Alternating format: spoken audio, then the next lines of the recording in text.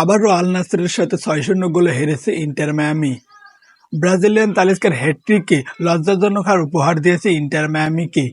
Brazilian তালিস্কার hat trick ও আল নাসেরের জয় নিয়ে বিস্তারিত থাকছে প্রতিবেদনে।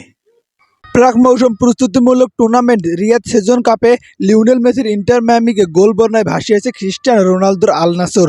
বৃহস্পতিবার দিবাগত রাতে সৌদি আরবের কিংডম এরিনায় যুক্তরাষ্ট্রের ক্লাব ইন্টার মায়ামিকে ৬-০ গোলে হারিয়ে বড় জয় নিয়ে মাঠ ছেড়েছে রোনালদো ভিন আল নাসর।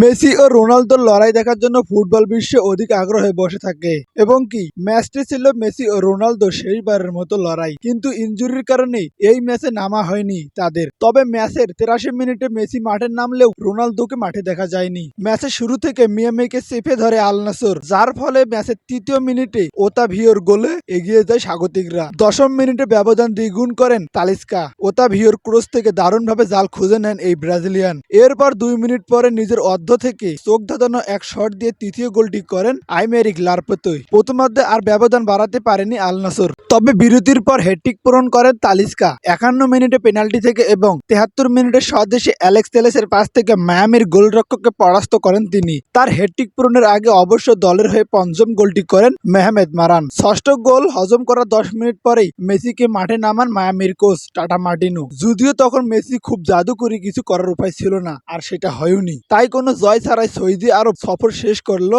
Inter Miami. সৌদি আরব সফরে ২ ম্যাচে ২টি হারলো যুক্তরাষ্ট্রের দলটি। গত সোমবার সৌদি আরবের আরেক দল আল হিলালের বিপক্ষে ৪-৩ গোলে হারেন মেসি সুয়ারেজরা। এবার প্রাক মৌসুমে এখন পর্যন্ত ৪ ম্যাচ খেলে জয়ের স্বাদ পায়নি ইন্টার মায়ামি।